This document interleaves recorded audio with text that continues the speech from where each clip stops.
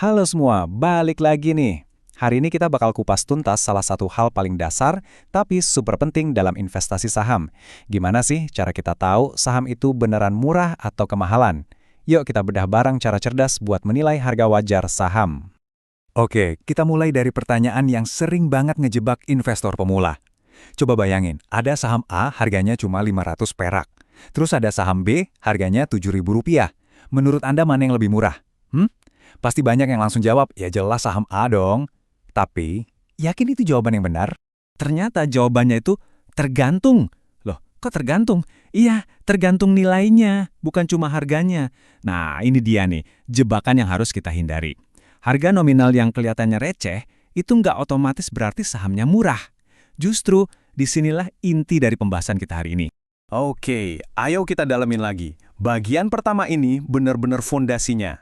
Kita harus paham banget kalau harga yang kedip-kedip di layar trading Anda itu beda sama nilai intrinsik atau nilai asli si perusahaan. Ingat ya, harga itu yang Anda bayar, tapi nilai itu yang Anda dapat. Nah, jadi ini dia poin utamanya. Investor cerdas itu nggak cuma ngejar harga diskon, tapi mereka itu pemburu nilai. Mereka nyari yang namanya harga wajar atau fair value. Kenapa? Karena kalau kita bisa nemuin harga wajar ini, kita bisa ngincer saham yang harganya lagi di bawah nilai aslinya. Artinya apa? Ya artinya ada potensi cuan gede pas pasar sadar dan harganya balik ke nilai seharusnya. Terus, gimana dong cara nemuin harga wajar itu? Gampang. Anggap aja kita ini kayak tukang. Dan kita punya toolkit khusus. Ini bukan rumus matematika yang bikin pusing kok. Anggap aja ini perkakas wajib yang harus ada di kotak alat setiap investor cerdas. Yuk kita bongkar satu-satu isinya. Alat pertama dan yang paling terkenal itu namanya PER atau Price to Earning Ratio. Gampangnya gini deh, PER itu menjawab pertanyaan, pasar tuh mau bayar berapa kali lipat sih buat setiap Rp1 keuntungan yang dibikin perusahaan? Logikanya, makin kecil angkanya, ya makin murah valuasinya. Cara ngitungnya juga simpel banget kok. Langkah pertama, kita cari dulu laba per saham atau EPS. Caranya, laba bersih perusahaan dibagi aja sama total saham yang beredar. Udah dapet angka EPS-nya? Sip. Langkah kedua, tinggal bagi harga saham sekarang sama EPS tadi. Nah, itulah dia nilai PR-nya. Gampang kan? Biar kebayang, kita pakai contoh beneran ya. Misalnya saham ANTM, Aneka Tambang. Di satu waktu, PR-nya itu 21,19 kali. Artinya, investor rela bayar 21 kali lipat dari laba tahunannya. Tapi tunggu dulu. Angka 21 ini nggak ada artinya kalau sendirian. Dia baru hidup kalau kita bandingin sama PR rata-rata perusahaan tambang lainnya. Kenapa harus gitu? Soalnya tiap industri itu kan beda-beda. Jadi biar adil, kita harus bandinginnya apple to apple. Oke, alat ukur kedua namanya PBV atau Price to Book Value. Kalau tadi PR ngelihatnya dari untung rugi, nah PBV ini ngelihatnya dari harta karun perusahaan alias asetnya.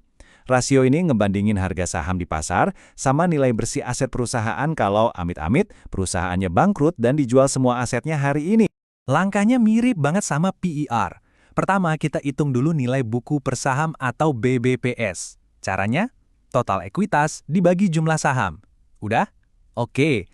Terus, harga sahamnya tinggal kita bagi deh sama BBPS tadi. Dapatlah rasio PBV-nya. Contohnya lagi, saham bank raksasa BBCA. Pernah loh, PBV-nya itu 4,8 kali. Artinya, harga sahamnya itu hampir 5 kali lipat lebih tinggi dari nilai bukunya. Nah, ada patokan umumnya nih. Kalau PBV di bawah 1, itu sering dianggap sinyal sahamnya lagi undervalued alias murah meriah. Kenapa? Ya karena kita bayar lebih murah dari nilai aset bersihnya. Jadi, kapan kita pakai PIR, kapan pakai PBV? Nah, ini penting. Masing-masing punya jagoannya sendiri. PIR itu cocok banget buat mayoritas perusahaan yang labanya stabil. Tapi dia punya kelemahan fatal. Nggak bisa dipakai kalau perusahaannya lagi rugi. Nah, di saat itulah PBV tampil sebagai penyelamat. PBV ini jago banget buat nganalisa sektor yang asetnya seabrek, kayak bank atau properti, atau buat perusahaan yang labanya lagi naik turun gak jelas. Oke, pakai PIR dan PBV aja itu udah langkah yang bagus banget. Tapi investor cerdas nggak berhenti di situ. Kita mau naik level kan? Sekarang kita bakal lihat alat yang lebih canggih lagi. Alat yang nggak cuma ngelihat foto kondisi sekarang, tapi juga ngintip masa depan lewat pertumbuhan, dan yang paling penting, ngasih kita jaring pengaman. Kenalan yuk sama PEG ratio. Anggap aja ini PIR versi upgrade. PIG ini nyempurnain PIR dengan nambahin satu elemen super penting. Pertumbuhan. Rasio ini bantu kita jawab pertanyaan kritis. Ini PIR-nya tinggi, wajar nggak ya? Oh, wajar. Soalnya perusahaannya ngebut pertumbuhannya. Cara ngitungnya, kita bagi aja PIR yang tadi udah kita dapat dengan estimasi pertumbuhan laba tahunan perusahaan, biasanya dalam persen ya. Nah, angka pertumbuhan ini bisa kita dapat dari riset analis atau dari laporan perusahaan itu sendiri. Jadi misalnya nih, PIR perusahaan itu 20, terus dia diperkirakan tumbuh 20% setahun. Ya udah, PEG rasionya berarti 1. Simple. Dan cara bacanya gampang banget. Kalau nilai PEG-nya di bawah 1, ini bisa jadi pertanda bagus. Artinya saham itu berpotensi undervalued karena pertumbuhannya belum dihargai sepenuhnya sama pasar. Sebaliknya, kalau di atas 1, wah, hati-hati, ada kemungkinan harganya udah kemahalan dibandingin prospek tumbuhnya. Sekarang, kita masuk ke resep dari sang legenda, Benjamin Graham, gurunya Warren Buffett dan bapaknya value investing. Beliau punya aturan main yang simple tapi jenius banget. Katanya gini, hasil perkalian antara PER dan PBV sebuah saham itu bagusnya jangan lebih dari 22,5. Anggap aja ini kayak saringan keamanan pertama buat kita, investor yang main aman. Nah, dari prinsip tadi, lahirlah yang namanya Graham Number. Ini tuh sebuah formula yang ngasih kita satu angka sakti, batas harga paling mahal yang seharusnya kita bayar buat sebuah saham. Ini cara yang super konservatif buat mastiin kita selalu punya margin of safety, alias batas aman. Formulanya itu akar kuadrat dari 22,5 dikali EPS dikali BVPS. Kerennya formula ini tuh, dia ngegabungin dua pilar utama nilai perusahaan, kemampuan nyetak duit sekarang dari EPS, dan kekuatan modal atau asetnya dari BVPS. Benar-benar cara yang elegan buat dapat gambaran nilai yang lebih komplit. Yuk kita coba pakein ke saham Astra International atau ASII.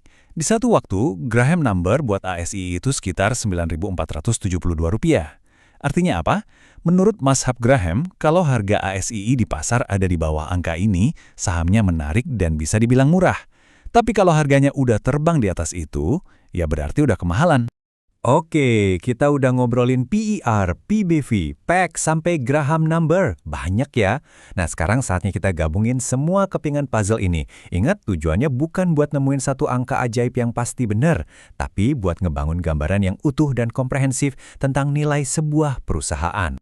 Jadi, ini dia prinsip-prinsip yang wajib kita pegang. 1. Jangan pernah cuma pakai satu metode. Gabungin beberapa alat ukur biar dapat pandangan 360 derajat. 2. Jangan cari satu angka pasti, tapi carilah rentang nilai wajar. 3. Ini yang paling penting. Selalu beli dengan margin of safety. Cari diskon dari nilai wajarnya. Dan yang terakhir, ingat terus mantra ini. Harga itu yang kamu bayar, nilai itu yang kamu dapat.